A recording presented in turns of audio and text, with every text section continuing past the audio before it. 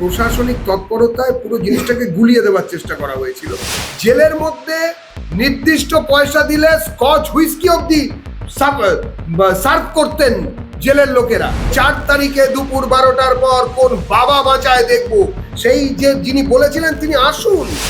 কোনো একটি সম্প্রদায় যদি 1 মিনিটের মধ্যে জোট বাঁধে তাহলে কি হতে পারে, এই ধরনের কোনো ধরনের অপচেষ্টা দল এবং আশা করব রাজ্য সরকার কড়া হাতে নেবে।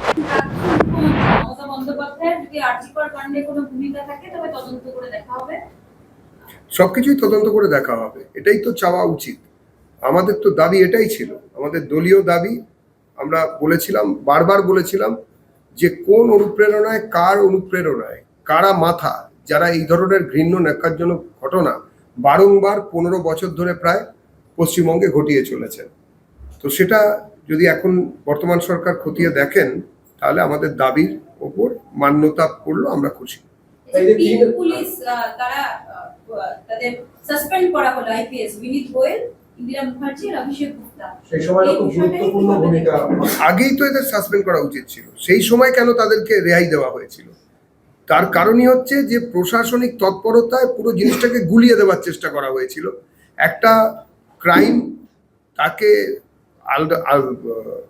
আবৃত করার জন্য যা যা করার প্রশাসনিক তৎপরতায় সেইগুলো করা হয়েছিল। আমরা দেখেছিলাম যে ঘর ভেঙে দেওয়া হচ্ছে যাতে কিনা স্ক্যানারে কোনো কিছু না ছবি আসে। বিভিন্ন সময় পিও প্লেস অফ অকারেন্সকে বদলে দেওয়া হয়েছিল এবং একের পর এক পরস্পর বিরোধী মন্তব্য পুলিশের তরফ থেকে করা হচ্ছিল। এই 3 জন তাদের মাথা ছিলেন।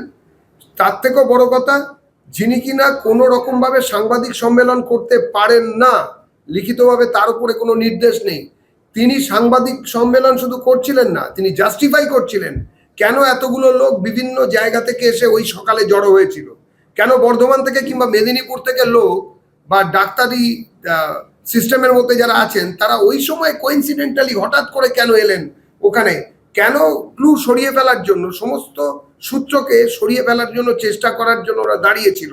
এমনকি যারা কোনো দায়িত্বে ছিলেন না তাদেরকেও জাস্টিফাই করা হয়েছিল। উনি হচ্ছেন ফিঙ্গারপ্রিন্ট বিশেষজ্ঞ বলে একজন পুলিশ অফিসার একজনকে দেখিয়েছিলেন। এগুলোর উত্তর তো দিতেই হবে। এই সরকারকে ধন্যবাদ যে নির্যাতিতার বা পরিবারের যে আবেদন, যে আকুতি, তাকে মর্যাদা দেওয়া হয়েছে। আমাদের দলেরও এটা দীর্ঘদিনের দাবি ছিল।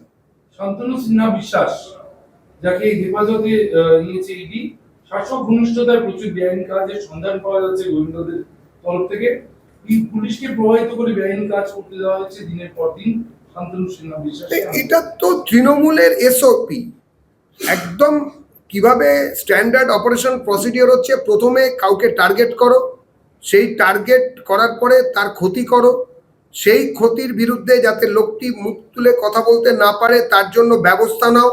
প্রশাসনিক স্তরে তাকে খারাপ বলে চিহ্নিত করাও, তার বিরুদ্ধে বিভিন্ন রকম মামলা মোকদ্দমা ইত্যাদি আনার চেষ্টা করো। উল্টো দিকে যারা অত্যাচার করেছে তাদেরকে প্রশাসনিকভাবে আড়াল করো, অদ্ভুত তৎপরতায় তাদেরকে সমস্ত সুবিধে দেওয়া যাতে তারা বেল পেয়ে যায়। কোনো কারণে যদি একটা মামলা হয়েও যায় তাহলে যেন তারা চটপট অপরাধীরা বেল পায়, তারই জন্য সমস্ত ব্যবস্থা করা এবং আস্তে আস্তে সমস্ত এভিডেন্সকে ধুয়ে মুছে সাফ করে দেওয়া যাতে কিনা এই লোকগুলো কোনোদিন আইনের চোখে অপরাধী হিসেবে সাজা না পায়।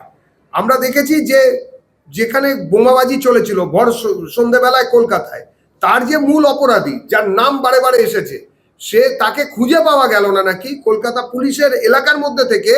তিনি ফেসবুক লাইভ করছেন এবং সেখানে লাইভ করতে করতে তিনি বহু বড় বড় কথা বলছেন। তার আগে পেছনে বিভিন্ন তৃণমূলের বিধায়ক, কাউন্সিলর তারা তার বাইকের পেছনে কখনো তার সঙ্গে হাঁটছেন ইত্যাদি এলো।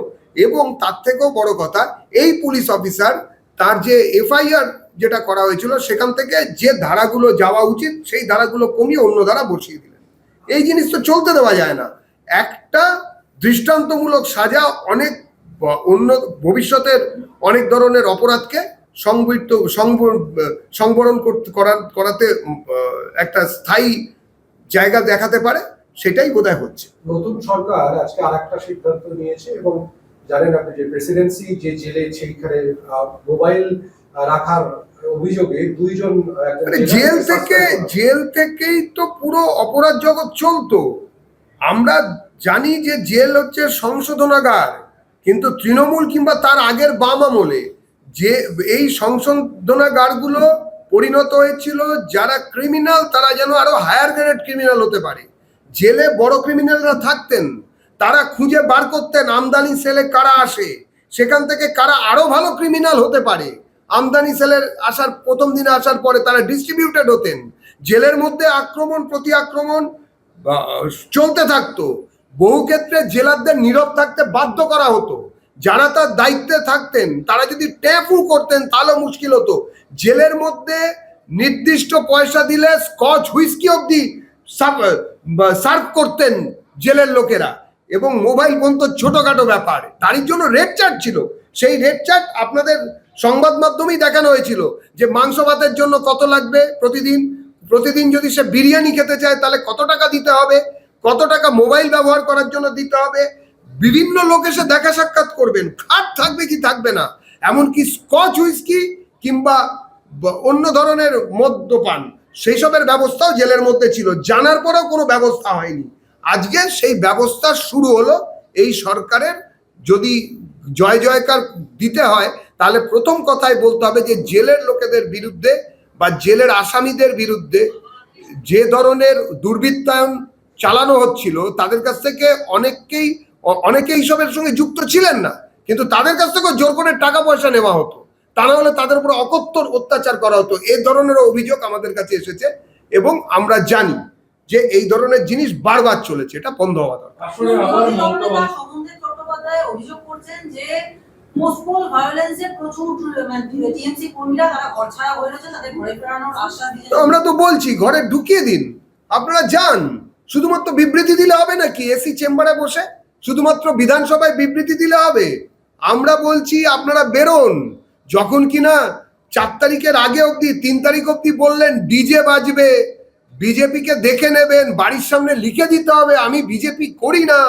এখন বেরোন, যান, প্রশাসন সঙ্গে থাকবে, পুলিশ সঙ্গে থাকবে।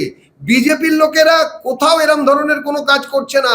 একমাত্র তৎকাল বিজেপি যারা তৃণমূলের 75-25-এ যারা বিশ্বাস করেছে, একে অন্যকে যারা আক্রমণ করছে, আমরা সেটাকেও সমর্থন করছি না, করবও না। এবং আমরা প্রশাসনকে অনুরোধ করেছি অবিলম্বে এদেরকে ধরুন এবং জেলে পাঠান। কিন্তু তার আগে আবারও বলবো, যারা বিশাল বড় নেতা, যারা কিনা গাড়ির চালের ওপরে দাঁড়িয়ে ঘুরতে ফিরতে কথা বলেছেন, যারা এ প্রান্ত থেকে ও প্রান্ত হাতে কর্ডলেস মাইক্রোফোন নিয়ে হাঁটতে হাঁটতে বলেছেন যে 4 তারিখে দুপুর 12টার পর কোন বাবা বাঁচায় দেখবো, সেই যে যিনি বলেছিলেন তিনি আসুন, ঘরে ঘরে যান। সত্যি যদি পোস্টপোল ভায়োলেন্সে এত তৃণমূলী যারা কর্মী তারা যদি ঘরছাড়া হয়ে গিয়ে থাকেন, তাদের সঙ্গে মিছিল করে বাড়িতে পৌঁছে দিন। বিজেপি আপনাদের সঙ্গে থাকবে যাতে আপনাদের উপরে কোনো হাঙ্গামা না হয়। কারা অত্যাচার করছে আমরা দেখব। 2011 সালের পর থেকে যত কাস্ট সার্টিফিকেট ইস্যু হয়েছে তার রিভেরিফিকেশনের নির্দেশ দিল সরকার। মূলত পূর্বতন সরকারের আমলে ওবিসি নিয়ে একটা জট তৈরি হয়েছিল। সবকিছুই হয়েছিল পেছনের দরজা দিয়ে। একটি নির্দিষ্ট শ্রেণীকে অকারণে বেশি বেশি করে সুবিধে পাওয়ানোর জন্য ব্যবস্থা করা হয়েছিল, আমরা সেটা জানি। এবং তাতে বহু লোকের চাকরিও যেতে পারে এরপরে, যদি এই জিনিস যদি সামনে আসে এবং এই জিনিস নিয়ে তদন্ত যখন পুরোপুরি হবে, আমরা সেটা জানি। বারবার মামলা হয়েছে, বিচারকরা অর্ডার দিয়েছেন, কিন্তু সেই অর্ডার মানা হয়নি। অর্ডারকে কাঁচকলা দেখিয়ে তৃণমূলের সরকার নিজের গায়ের জোরে যা ইচ্ছে তাই করেছে। ওবিসি সার্টিফিকেট, এমনকি SC ST সার্টিফিকেট নিয়েও ছেলে খেলা করেছে। যাদের প্রকৃত পাওয়ার কথা তারা পাননি, যারা পাওয়ার নন তাদের অনেকেই বেশি পেয়ে গেছেন। এটা বন্ধ করতে হবে এবং যে যেখানে আছেন তাকে সেখানে ফেরত যেতে হবে। আসলে ফের মমতা বন্দ্যোপাধ্যায় পরাজিত প্রার্থীদের নিয়ে আজ বিশেষ বৈঠকে মমতা বন্দ্যোপাধ্যায় সার্বিকভাবে এই প্রক্রিয়া কেন ও নিয়ে কেউ কিছু ভাবছে না। ওরা যে যা পারে করুক, ওদের ঘরের দরজা বা জানলা দিয়ে উকি মারার কোনো ইচ্ছে আমাদের নেই। আমাদের অনেক কাজ আছে। তবে কোনো রকমের অপরাধীকরণ বা অপরাধীদের ঢাকার চেষ্টা অথবা অপরাধীদের লেলিয়ে দেওয়ার চেষ্টা অথবা কোনো একটি সম্প্রদায় যদি 1 মিনিটের মধ্যে জোট বাঁধে তাহলে কি হতে পারে, এই ধরনের কোনো ধরনের অপচেষ্টা দল এবং আশা করব রাজ্য সরকার কড়া হাতে রুখবে। রতিন ঘোষ 5 বার নোটিশ পাওয়ার পর আজকে শেষ পর্যন্ত সাড়া দিলেন। তিনি 10:30টা নাগাদ সিডিও কমপ্লেক্সে পৌঁছেছেন, এখনো চলছে ভেতরে। ওরে বাবা, এতদিন ধরে তোর ডাকে সাড়া দিতে বইই গেছে বলে গান গাইতে গাইতে ঘুরে বেড়াচ্ছিলেন, আজকে হঠাৎ চলে গেলেন কেন? কি হলো, কি হলো ব্যাপারটা একটু বুঝতে পারছি না। যাই হোক, আশা করি সুস্থ থাকবেন, ভালো থাকবেন। পেছনে যারা আছেন দেখেছেন তো, বই গেছে বললে কিন্তু খারাপ অবস্থা হয়। নিশির ডাকের মতন আয় আয় আয় বলে যে ডাকছে না, চটপট চলে যান, তাতে হয়তো কিছুটা সুবিধে পেলেও পেতে পারেন। এরপরে যদি সত্যি ক্যাক করে ধরে আনে, কে জানে কখন কোথা থেকে কে কাকে ধরবে, কিচ্ছু বলা যাচ্ছে না। তখন কি হবে ঈশ্বরই জানেন। ঈশ্বরও তখন আর সঙ্গে থাকবেন কি, কেননা এতদিন তো ঈশ্বরের জায়গাকে অন্যরকম করে দিয়েছেন আপনারা। পেট্রোল ডিজেলের মূল্য বৃদ্ধি ভোট মেটার পর পিএম বলেছিলেন, ইঙ্গিত দিয়েছিলেন দাম বাড়ার, আজকে দেখা গেল 3 টাকারও বেশি পেট্রোল ডিজেলের দাম বেড়ে গেল। সারা বিশ্বে দুটো জায়গা যেখান থেকে পেট্রোপণ্য আমদানি হয়, ক্রুড পেট্রোল কিংবা অন্য শোধিত পেট্রোলিয়াম পণ্য, সব জায়গাতে যুদ্ধ চলছে অদ্ভুতভাবে। এটা একটা অদ্ভুত পরিস্থিতি যে রাশিয়া ইউক্রেন যুদ্ধ একদিকে, যেখানে ইউরোপিয়ান যে মাটি সেখান থেকে আমরা যেখান থেকে পেট্রোলগুলো আনতে পারি, অন্যদিকে একই সঙ্গে পারস্য উপসাগরীয় এলাকা গালফ, সেখানেও একই ধরনের ঝামেলা চলছে। আর এই যুদ্ধের পরিস্থিতিতে সমস্ত দেশ যারা কিনা তথাকথিত নয়, সত্যি সত্যি ফার্স্ট ওয়ার্ল্ড কান্ট্রি, তারা অব্দি পেট্রোলের দাম বাড়াতে বাধ্য হয়েছে। তো ভারত সরকারের পক্ষ থেকে এখানে কি আলাদা করে করার আছে? আমি কোনো সাফাই গাইছি না, কিন্তু আমি মনে প্রাণে বিশ্বাস করি যে যুদ্ধ থেমে যাওয়ার পরে পেট্রোলের মূল্য, ডিজেলের মূল্য অনেকাংশে কমে যাবে। সেটা এই বেড়ে যাওয়া 3 টাকার থেকে অনেক বেশি হবে। স্কুলগুলিতে বাধ্যতামূলক করা হলো বন্দে মাতরম সঙ্গীত, নতুন সরকারের সিদ্ধান্ত। এটা তো স্বাভাবিক। আমাদের তো এটা প্রতিশ্রুতি ছিল যে আমরা এলে বন্দে মাতরম সঙ্গীত আমরা বাধ্যতামূলক করব। এরকমই হবে। আমাদের সরকারের প্রতিজ্ঞা, যেগুলো আমাদের দল করেছিল, সেগুলো আমাদের বিধায়করা সেই প্রতিজ্ঞা পালনে সরকারে এসে তারা থাকবেন, তারা করবেন। আমরা আবারও বলছি, আমরা শুধু একটি সরকার তৈরির জন্য এই সরকার তৈরি হয়নি। অনেক সংগ্রাম, অনেক বলিদানের পরে এই সরকার, মানুষের সরকার তৈরি হয়েছে।